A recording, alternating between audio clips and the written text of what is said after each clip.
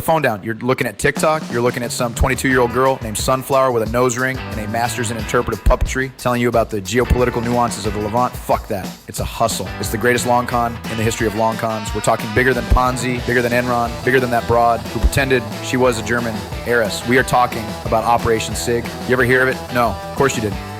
They don't teach you that at Columbia. So the KGB looked at the Middle East in '67, and he didn't see struggle for liberation. They saw a giant sandy chessboard where they were losing. So they get boys in the basement to cook up a narrative. It's like if Coca-Cola decided to market a revolution. Fast forward 50 years, look at these woke American broads.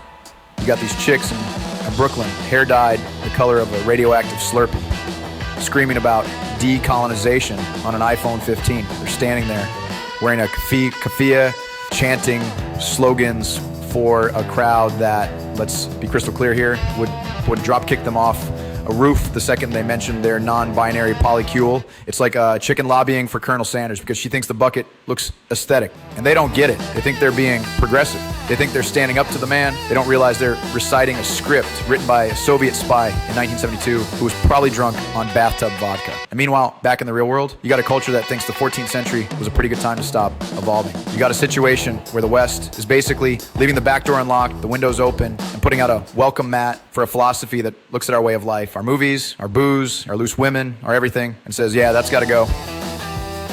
It's a clash of civilizations, and one side is playing for keeps while the other side is worried about whether or not they use the right pronouns for the guy who wants to blow up the bus. The Soviets are gone, the wall is down, but their little brainworm is still crawling through the heads of every sophomore at Vassar. They're out there screaming Free Palestine while they're effectively volunteering to be the first ones lined up against the wall if the people they're cheering for ever actually showed up in Malibu. Don't be a sucker. If the revolution is being choreographed by a ghost from the KGB and cheered on by girls who get a panic attack, if their oat milk is lukewarm, you're not in a movement. You're in a goddamn joke.